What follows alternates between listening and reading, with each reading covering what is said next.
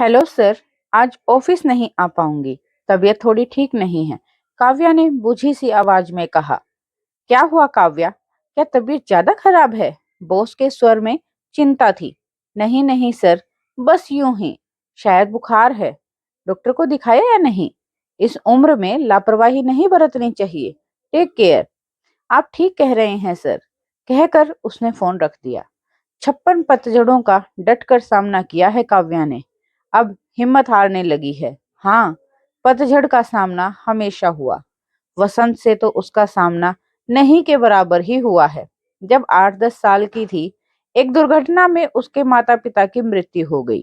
अपनी बढ़ती उम्र और अन्य बच्चों की परवरिश का हवाला देकर दादा दादी ने उसकी जिम्मेदारी लेने से इनकार कर दिया।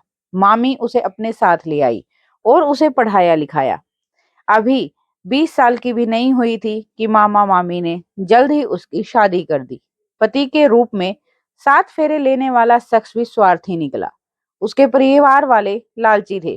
रोज कुछ ना कुछ सामान या पैसों की फरमाइश करते रहते थे। वे उस पर यह दबाव ही डालते हैं कि नानी के घर में तुम्हारा भी हिस्सा है, उनसे मांगो। मामा मम्मी ने जितना हो सका उन्होंने किया, फिर हाथ जोड़ लिए। उनकी भी एक सीमा थी। उन्हें अपने बच्चों को भी देखना था। उसके बाद उसके ससुराल वालों का जुल्म बढ़ता चला गया। यहाँ तक कि उन लोगों ने उसे जान से मारने की प्लानिंग भी शुरू कर दी थी। और सुमित और गुड्डू छोटे थे। काव्या ने सोचा बच्चों का क्या होगा, वह उन्हें भी मार देंगे। उन्हें अपने बेटे के साथ दहेज लेने के लिए दोबारा शादी करनी थी, तो बच्चे राह में रोड़ा बनने जाते। इसलिए एक दिन हिम्मत करके काव्या अपने दोनों बच्चों को लेकर मामा के यहाँ भाग गई। ससुराल वालों का स्वार्थ अभी पूरा नहीं हुआ था। वह एक बार फिर उसे ले जाना चाहते थे, लेकिन उस घर में वह दोबारा लौटना नहीं चाहती थी। मामा और ममेरे भाई बहनों ने सपोर्ट किया और उसका तलाक हो गया। उसे ससुराल से छुटकारा तो मिल गया, लेकिन अब दोनों बच्चों की परवरिश की समस्या मुंह को ले खड़ी थी। बस रहने का ठिकाना था उसके लिए, यही राहत की बात थी।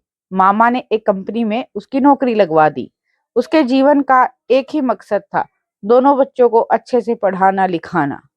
दोनों बच्चों को वह वेल सेटल कर देना चाहती थी, जिसके लिए जी तोड़ मेहनत करती थी। कुछ मदद मेरे भाई बहनों ने भी कर दी थी। उसके मन में एक ही बात बार बार उठती कि जैसी जिंदगी उसने गुजारी है, वैसी ही जिंदगी उसके बच्चे ना गुजारें। पुराने अतीत की छाया भी उन पर ना आए। काव्या ने दोनों बच्चों का दाखिला अच्छे स्कूल में करवा दिया। उन्हें हमेशा यही समझाती रहती कि पढ़ लिख कर अच्छा इंसान बनना है। काव्या के बच्चे हमेशा कक्षा में अव्वल आते थे। वक्त दौड़ता जा रहा था। सुमित ने इंजीनियरिंग में दाखिला ले लिया था और गुड्डू ने फैशन डिजाइनिंग में अपना कैरियर बना लिया था। गुड्डू मुंबई में ही जॉब करने लगी। जीवन साथी के रूप में उसने कुशल को चुनाव किया। दोनों का साथ कोर्स था और साथ साथ स्टार्टअप भी किया। परिवार को भी कुशल काफी पसंद आया। सुमित ने अपनी पसंद की लड़की से शादी करी। काव्या काफी खुश थी कि उसके दोनों बच्चों की गृहस्थी अच्छे से बस गई। उन्हें मनपसंद जीवन साथी मिले।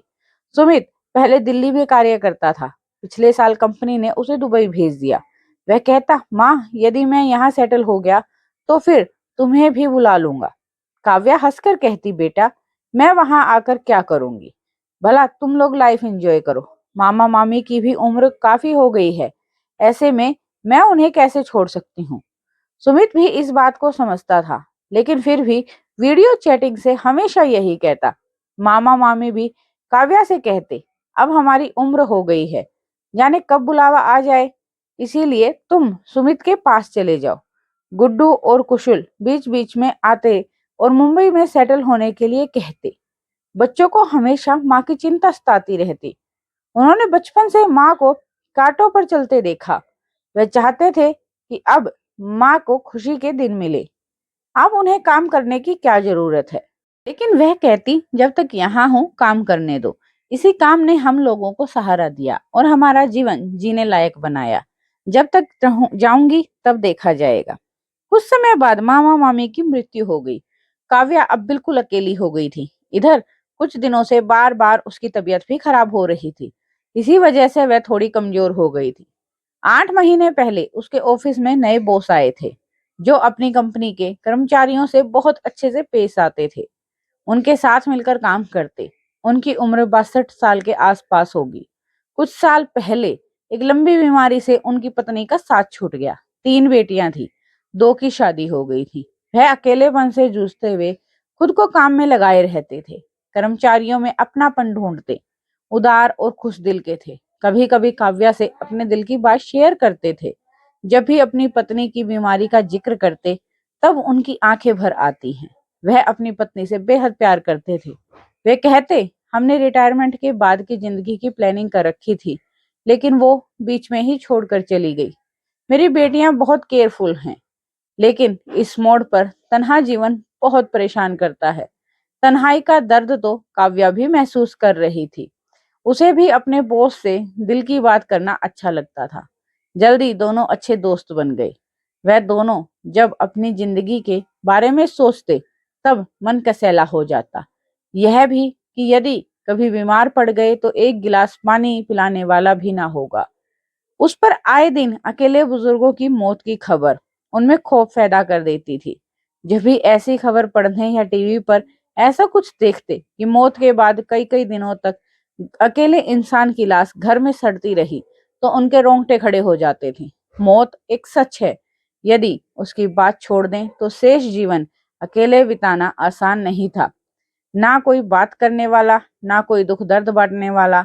बंद कमरा और उसकी दीवारें, कैसे गुजरेंगे उनके दिन। रात की तन्हाई में जब यह सोचते, तो सन्नाटा राक्षस बनकर उन्हें निगलने लगता। काव्या ने बातों बातों में अपने बच्चों से अपने बॉस के बारे में बात की।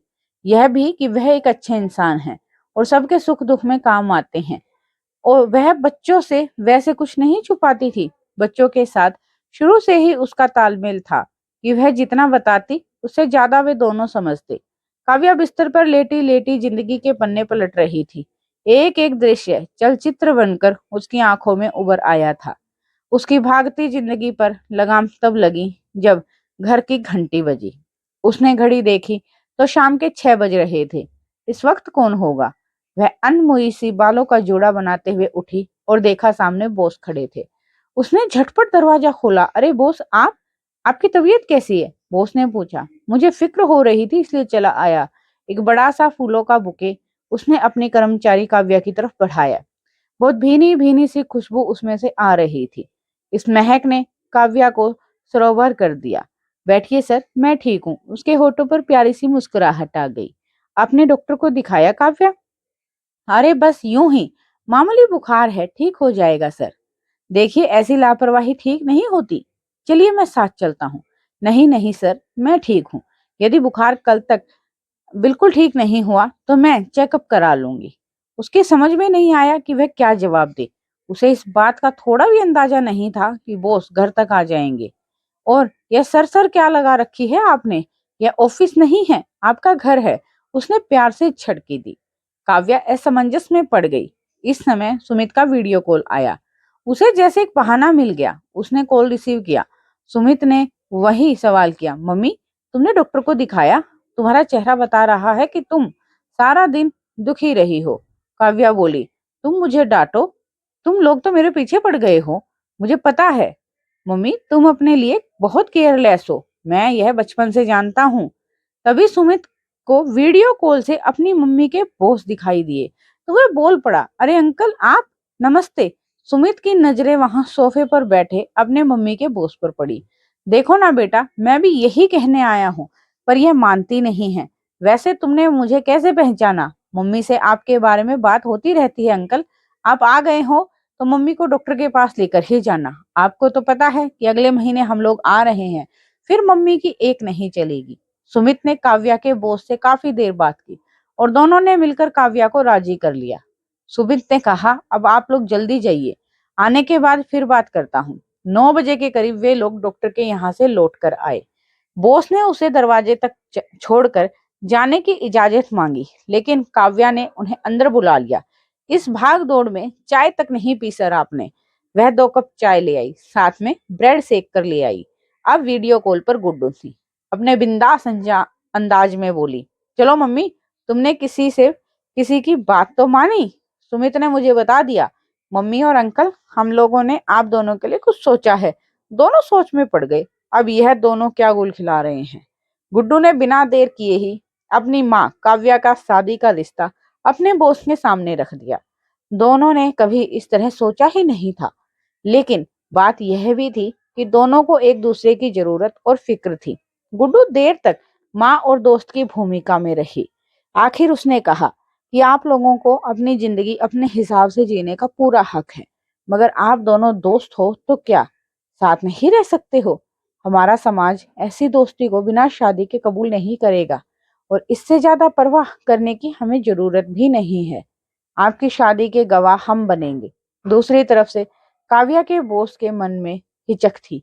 बोले, मेरी बिटिया को भी काव्या के बारे में पता है, लेकिन उतना नहीं जितना तुम दोनों भाई बहनों को पता है। अंकल, आप चिंता मत कीजिए, उन लोगों का नंबर मुझे दे दीजिए, मैं बात करूंगी। आपकी बिटिया से सब ठीक हो जाएगा। और मम्मी, ब्रेड से काम नहीं चलेगा, आप खाना ऑर्डर करके दो अंकल को। खाना खिलाकर ही भेजना, और हाँ, डॉक्टर ने जो दवा लिखी है उसे समय पर लेना, और दोनों कल सारा चेकअप करवा लेना। दोनों अचंभित रह गए कि बच्चों को यह क्या हो गया है। उनके दिल में कब से कुछ चल रहा था। काव्या के बॉस ने काव्या का हाथ अपने हाथ में लेते हुए कहा, और कुछ नहीं तो उम्र के इस पड़ाव में हमें सहारे की जरूरत तो है ही काव्या। चलो एक दूसरे का सहारा बनते हैं। काव्या ने भी धीरे से अपना सर अपने बॉस के कंधे पर रखते हुए सहमति की ओर इशारा किया। तो दोस्तों, यह थी आज की कहानी। आपको क्या लगता है कि उम्र के हर पड़ाव में हमें किसी न किसी की जरूरत होती है? मुझे कमेंट सेक्शन में कमेंट करके जरूर बताएं, और चैनल को लाइक सब्सक्राइब जरूर करें।